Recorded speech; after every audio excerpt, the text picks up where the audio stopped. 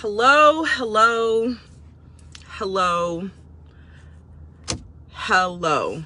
So, I just got back in my car from, I'm literally in my car right now, leaving the Starbucks. This is in an area that, is my girlfriend still? No, she left. So I go to the Starbucks, I drop my kids off to school, and I drive up north from where my kids are, where we live, and I meet my girlfriend for coffee and talk. All right, we're catching up. Proceed to the route. And we're sitting in this Starbucks, minding our business, Proceed talking. to the route. And turn right onto Adolfo Road, then turn right onto Camino Ruiz. Let me see. And you know, people are walking by and they're like, "Oh, I like your hair, and you know, thank you," and they keep it moving. Turn right onto Camino Ruiz, then turn right onto the Dugo Way. I'm sorry, I'm still like, my heart is racing all over again. So just imagine, my girlfriend is, for anybody who is curious, my girlfriend is Caucasian. And her back, it doesn't even matter. We're just sitting. Turn right onto the Dugo Way. We're sitting at just a double table. And wait, which way? Oh shoot, I'm supposed to go right. This lady, this go past these Caucasian lights. lady. Then at the next set, turn left. Walks. So she's walking this way. So the way she's walking, my girlfriend's back is towards her. So my girlfriend cannot see her, but I see her coming, right? And she's smiling. I can see her kind of like, you know, but I'm talking to my girlfriend. So I'm in an active turn left onto Santa conversation. And I'm sorry, I have to gather myself. My heart is racing so quickly, reliving this moment. It's crazy. She's now approaching our table, kind of, right? So our table is like right here. Leslie is my girlfriend. Her back is here, and I can see this lady. And as she gets closer, she's smiling, and I just, you know, I look up and I smile back, and she pats my head like this. And she goes, "Oh, how nice. Your hair. I like your hair." In the middle lane. Like, you guys, let me explain something to you. You can hear these lights. You can hear these stories, turn right. You know, in a comedy routine. At the lights, use the right lane to merge onto I'm sorry, US I can't. 101 south towards Los Angeles. I can't compete with this GPS. When you hear these stories, you think, "Oh my God," and you can talk about all of the things in a situation like that. But until you are actually in a situation, so my girlfriend is mortified as she watches this woman. My girlfriend Demetria put in the comments, she said, "Girl, you were assaulted, and the next time that happens, you need to scream." So can we rewind a couple of years ago? I was in a Trader Joe's out here, and I talked about this. 25 miles, continue straight on.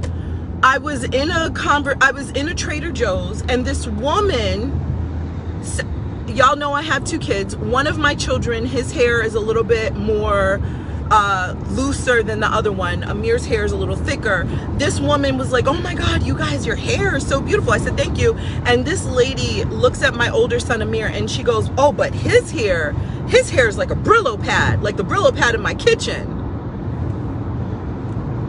And my son looked at me, he goes, "Mommy, what's a Brillo pad?" Well, honey, let me tell you something. I didn't have to say anything to this lady because everybody else around chewed her a new one, if you know what I'm saying. Okay. Well, this situation that happened to me today, when I tell you this woman patted me like a dog.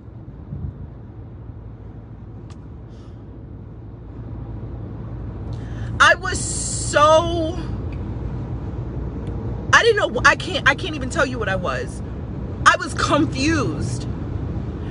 Because I don't care how old you are, if you are of the non-melanated community and you still have your parents, grandparents, your older aunties or uncles, y'all really need to start teaching them what not to do to black people and their hair, okay? Because it's unacceptable in 2022. It is unacceptable. I was so stunned because I was mid-conversation with my girlfriend. You know what I'm saying? Like, I'm having a conversation with my girlfriend, having coffee conversation in a Starbucks. You're not expecting for some stranger to pat you in fascination. Are we still fascinated? And in your fascination, you pet, like, where you see me petting is where she petted me. My girlfriend was so embarrassed. And she goes, oh, hell no. And she goes, did that woman just pet you? And I'm sitting. So I'm sitting down and she's standing, walking by.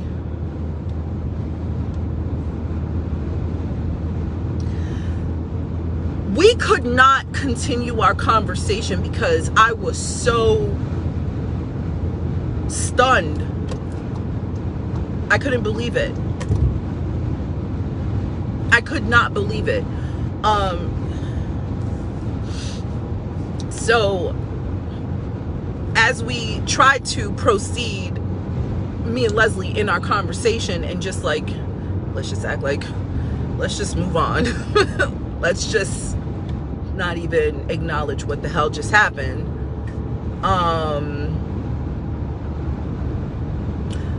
I kind of laughed it off. You know that laugh where you're like, I tried so hard to laugh it off and I just couldn't. And I said to her, I said, hold on a minute. I said, I really want to talk to you about this, because if my viewing audience here, if you've been watching my lives that I've been doing lately, I've been talking about like Black History Month and how it's just like, stay in the left 3 lanes, getting interesting and weird, and depending on where you are, it's just this overly like, hey there, black person, I need to run over and let you know, hey, happy Black History Month. And it's like, just calm down and relax, just please. So I said to Leslie, I said, I really want to acknowledge this really quickly, because, and I started tearing up because I felt like an object. Like, I'm not an object. We're not in a museum where you're sitting there like, oh my God, let's view this masterpiece and the hair. Like, we're in public. Do you know what I'm saying? I'm sitting in a public place, drinking coffee, talking to my friend. And the caucasity that you had to walk by and be in such awe and amazement that you had to pet me, you had to touch me. And you guys, let me tell you something. Hey Cheryl, shout out to Cheryl. I can't fully see all of what you're saying right now because I'm on the highway. But let me tell you something. It affected me. And as much as we can sit around and we can watch, Dave Chappelle, we can listen to Richard Pryor, we can listen to Eddie Murphy and Kevin Hart, and name a Chris Rock, name a magician, name a comedian, a black comedian, and they've told you these stories, okay? Yes, the caucasity. See, Cheryl, I can only see like quick things, but I see you, girl. I'm gonna read what Cheryl's saying and respond when I get off and type back. When we look at these magicians, and why do I keep saying magicians? When we look at these comedians and they do their their comedy routines, and they talk about these situations and how white people stop touching our hair. When we hear about black girl magic, and we hear even women talk about how they were approached and literally objectified. Like, we are not objects. Our hair, like, hello, don't touch us. Do not touch us. Don't touch our face. Don't touch our hair. Don't attempt to, like, stop touching black people as if they're a commodity, as if this is something that you have not seen. Like, stop that shit. And I'm sorry for cursing. I'm sorry. I'm really sorry, but I'm in it. I have a large community that follow me, that I'm really sensitive to using profanity. But let me tell you something. Stop touching black people as if you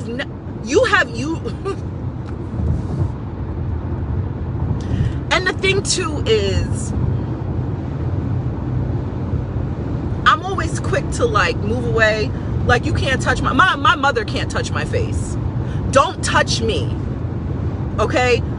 I don't let people come close enough to touch me. But I was in such a vulnerable space. Like, I'm sitting in a coffee shop. I'm engaged in a conversation with my girlfriend. And this woman was standing, like, over me. She threw me off with that petting thing. Threw me so far off that, and she was an old lady, so I'm not gonna fight her. Like, my first instinct is not to fight. Like, I'm not a fighter. I'm not ready to, you know, just be like, I'm gonna deck this lady. I was so lost. So if you see my post about this just happened in my photo, it had happened in that moment. My heart was racing so quickly. I needed so she went and ordered her food, and then where she sat was in my viewpoint across with her friend. Now, after her, there were many other people that walked by, and they were like, oh my God, your hair and your skin. And when I tell you, I was so scared that they were gonna touch me. This one lady, she was leaving with her husband, and she goes, I just have to tell you, your hair is magnificent. Like, I started moving like this, because it was like trauma, like PTSD almost, right? Like, please don't touch me, please don't touch me, please don't touch me, please don't touch me. And now I feel like, is this gonna be a thing? Am I just now forever scarred? Like, people are just like, don't stop. It's such a violation when you touch people. Like, stop doing that. And I want everybody watching this, if you don't understand how to compliment without having this insatiable desire to touch, you gonna learn a hard lesson one day. Stop touching people as a way to express your awe, or just stop doing that. Like, black people, when we tell you guys that this happens, believe it, because I want you to know this happened to me. And I don't want you to think like, oh, you know, it didn't like, when you hear these comedy routines from your favorite comedian, name your favorite black comedian, you have heard them do a routine about either seeing a white person touch them, it happening to their sister, their mother, their wife, their daughter. I'm telling you right now, it's real. And if you've been in this is a small community right here, okay? If you've been in my life, especially through this journey here in Los Angeles, you remember me talking about that time when this lady told me my son's hair looked like her Brillo pad in her kitchen. Okay? Yes, that was real. It happened in Trader Joe's in West Hills, California. West Hills, California. At the Trader Joe's, this woman was checking out our stuff, you know, scanning our stuff to leave, and she was in awe of the presence, so in awe that she felt it necessary to let my son know that his hair looked like the Brillo pad in her kitchen. That is white people, dear white people, that is not a compliment. That is not a compliment, okay? Y'all got my heart racing. Y'all, I got my own heart racing just thinking about that moment. My son looked at me and said, "Mommy, what's a Brillo pad?" Dear white people, stop that. If you see something that you like on a black person, sometimes it's best not even to say anything, because it's like, oh my God, how can your skin be so beautiful? Let me tell you another story. I don't think I've ever publicly said it, but since this happened to me today, I'm in sharing mode. When I first arrived to California, I was living closer to Orange County, and actually I was living in Orange County, and I was working at the Nordstrom in the Brillo Mall in Orange County, okay? And this I was whatever my title was, it was some nice fancy title in their beauty department, okay? In 10 miles, and exit 27 this onto Ventura this Boulevard lady towards Topanga Canyon Boulevard. This lady said, she came over to me and she goes, "Oh wow, where did they find you?" And I started laughing. I said, "Well, they didn't find me, I found them. I'm from New York City." You know, just making like small talk with her. Do you know the caucasity of this woman? She came over to me and said, "I just want to let you know, you are beautiful for a black girl." Dear white people, that is not a compliment.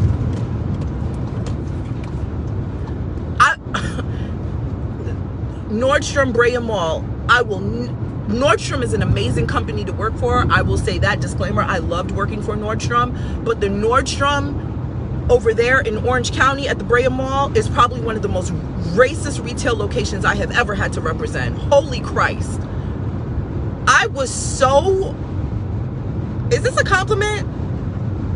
Because if you think I'm beautiful for a black girl, what about my mama and my sister and my girlfriends and my cousins and them, okay?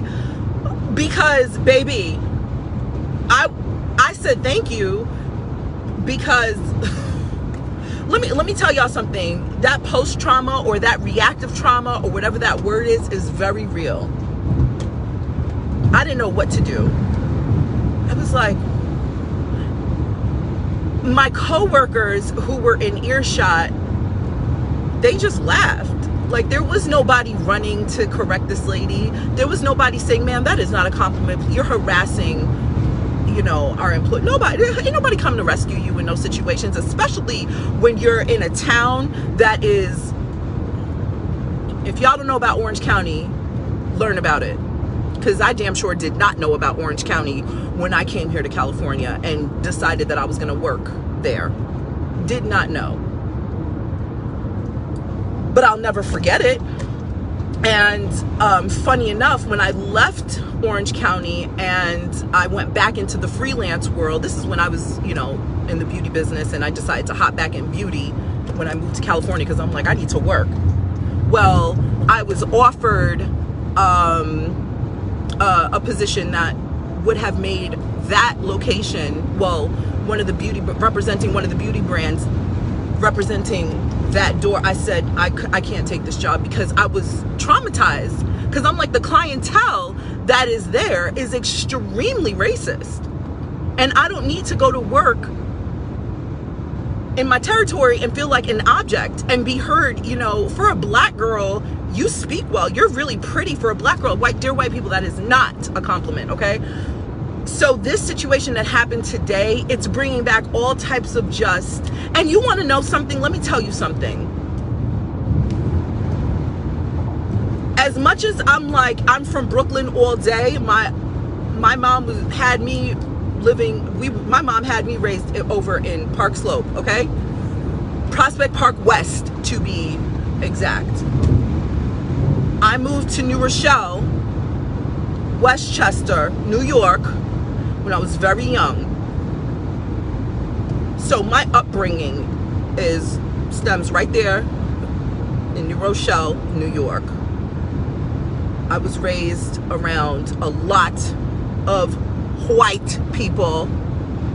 So, and we were treated very well. So a lot of these stories, you know, you hear about it. I don't identify with a lot of these stories, and I'm grateful for that because I have a great community of white friends that, you know, never made me feel uncomfortable. And as of a matter of fact, my best friend growing up, Courtney Fisher, a beautiful Jewish girl, she always had my back, always. So I'm grateful for that. So there's a lot of things and stories that I'm ignorant to, and I'm not afraid to say it. I'm learning today. Do you know what I'm saying?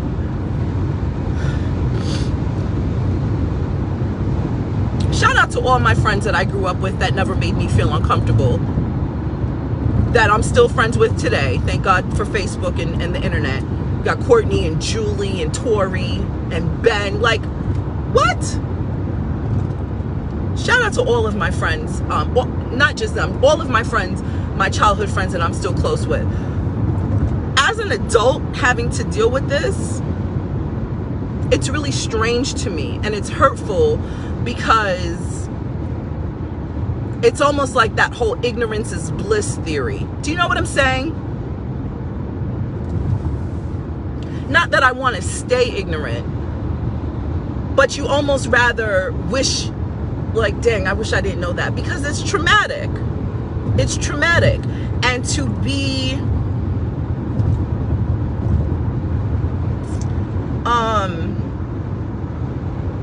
what is the word? I'm still so, like, stunned, as you can imagine.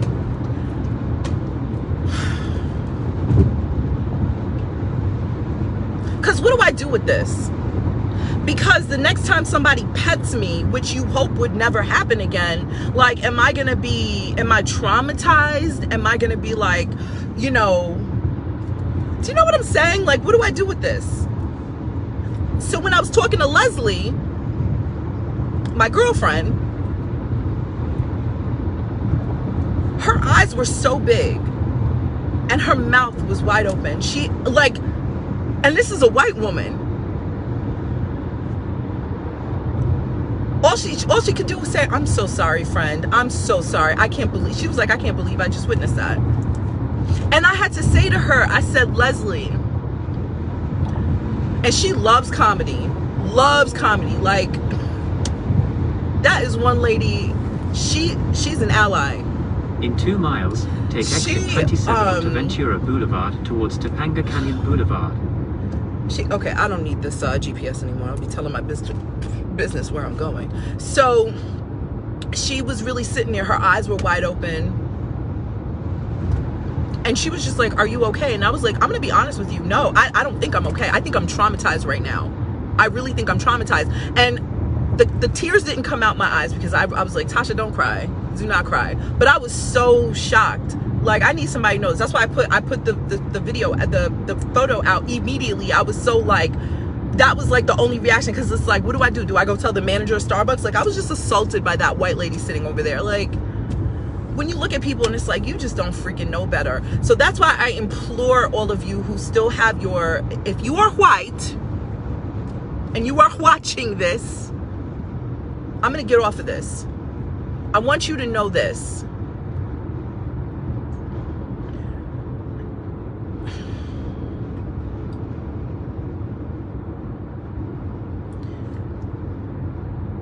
Conversation of complimenting people who don't look like you, maybe, I don't know. Stop touching black people. Stop petting us. If you're fascinated by our hair, by our complexion, by the way some people speak, the ability to do certain things, if there's a fascination, the same way you compliment your peers, please extend that gratitude to us as well. You know, you can, I really don't even know how to formulate my real thought, because it's really just one of those things where in 2022, this is still a thing. Black people are not animals.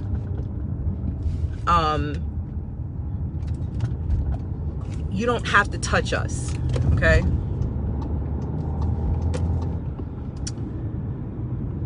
You don't have to do that. You don't have to be amazed that we can formulate sentences like you can. Do you know what I'm saying?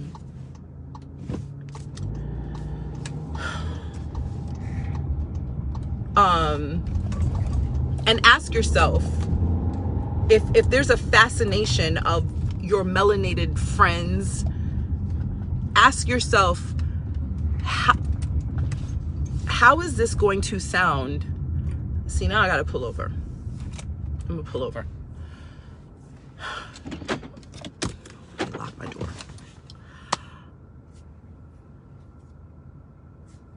When you're about to say something to a black person, oh wow, I really like your hair. Ask yourself, if this was my friend, would I say your hair's really nice and then pet her, or will I just say, oh, your hair's really nice and keep it moving?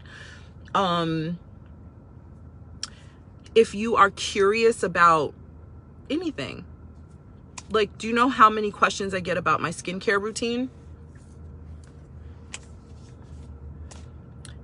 And the attempt to touch my skin is very strange. It's really weird. And like I said before, you can ask my mom. Mom, say something on here. I don't even let my mother touch my face. Okay? Don't let people touch your skin. You don't know where their fingers have been, nothing. It doesn't even matter. You can see them wash your hands. Don't let people, see, the thing too is, I think somewhere, this is acceptable. I don't know where, but I have to believe that this behavior is acceptable because it's not stopping. There's been so much uproar about white people touching black people that I don't understand how this is still happening. And I think I'm enraged or outraged or whatever you want to call my emotions right now, because it happened to me today. What day is it? Today is Friday, February 4th. It is currently 11:26 Los Angeles time. This is current. 2022. This is current.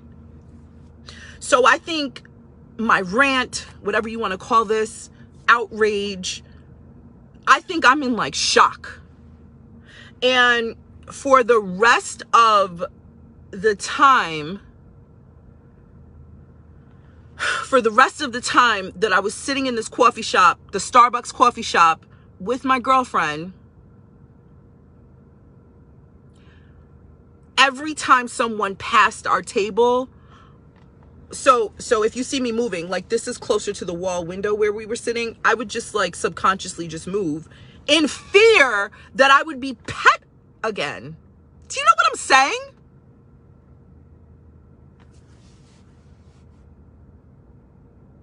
I'm really in shock.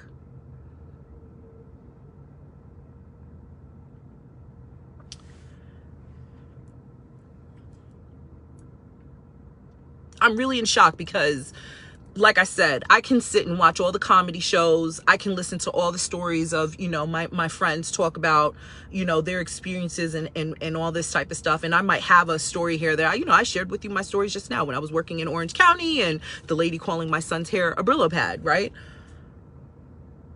But when things happen directly to you in the moment, it is like I almost want to go home and I don't know. I really don't know. So I really want my takeaway from this video. I want people to understand that this is real.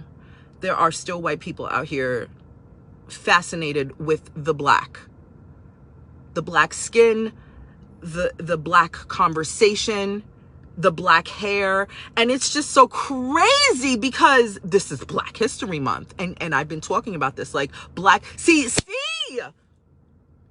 this is the point in what I've been saying for the last couple of days. And I think one of the live videos I made private, I don't know, maybe at this point I'll make it public again. I'm going to leave it here. As Cheryl says, leave it right here, girl. This is the point in what I was making the other day.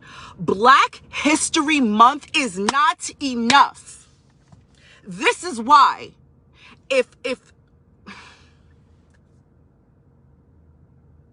shout out to American Legacy magazine.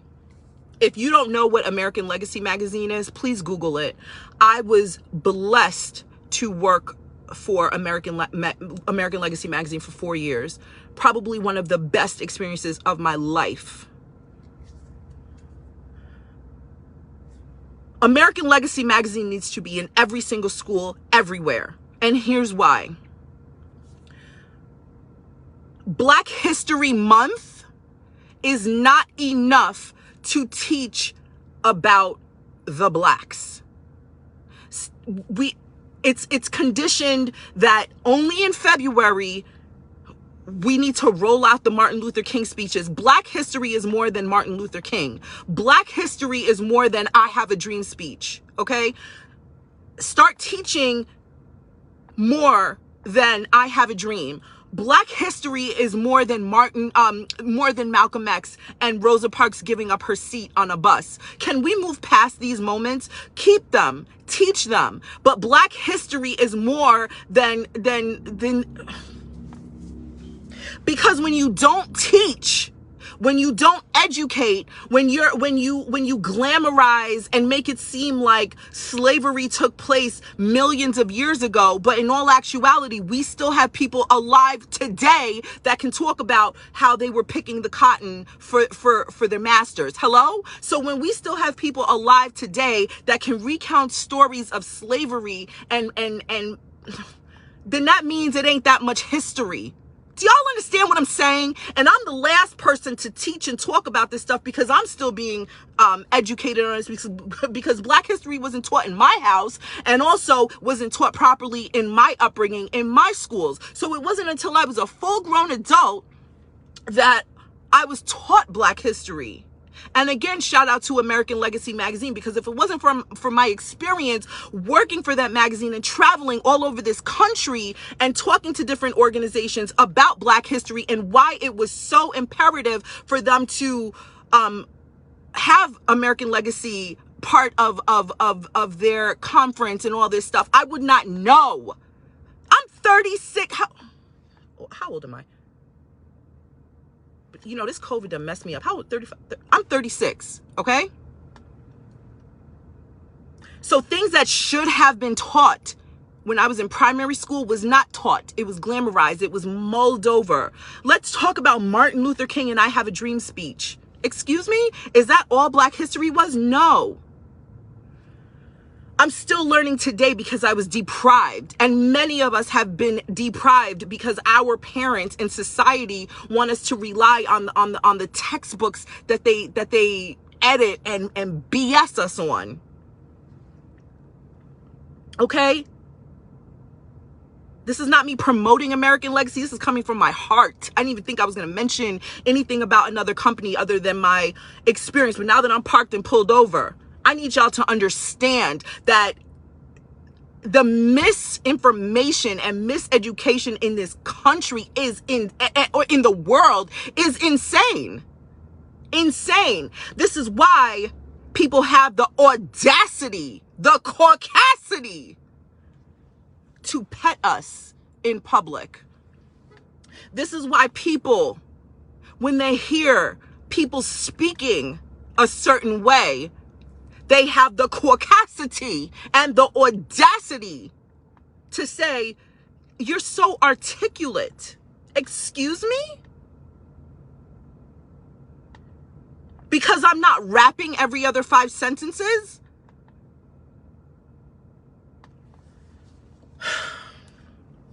You're pretty for a Black girl. If I ever hear anybody say that to me again, look, I might be right here talking about it because I don't know what I'll do.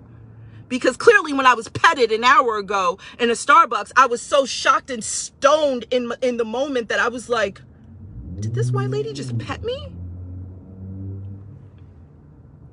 We need to start talking about this beyond a comedic stage.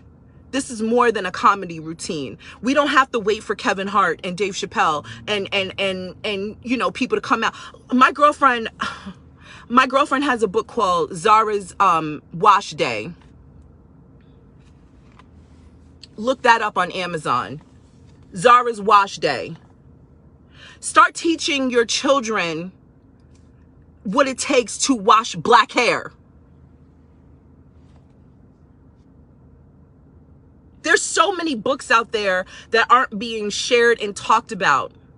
And it's weird because it's only woken up during Black History Month. And that's where my outrage comes from right now, because it's like, this is the foolishness that happens. This is why foolishness gets said and it's just washed over and put up in a comedy routine and people can laugh. And this is what I said to my girlfriend. I said, girl, I said, you will never understand what it is to be petted in public. You will never understand what it is for somebody to be in awe that you can formulate proper sentences that can be understood. She will never know what that is. Now, she can face her own adversities, okay? Like, she might face adversities as a woman that me and her can identify with, but she will never know what that feeling was. Like, she was sitting there and she saw the horror in my face. Do you know what I'm saying? She saw that. She saw me talking to her and almost crying. She can empathize, but she will never know what it is to have somebody pet you like a dog in public. So these conversations need to be had. They are uncomfortable as hell, right? They need to be taught from first grade, from the minute children can formulate a sentence. Sweetie, I gotta go. This happened. This is real. And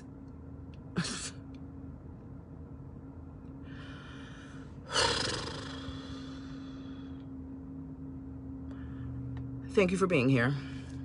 Goodbye.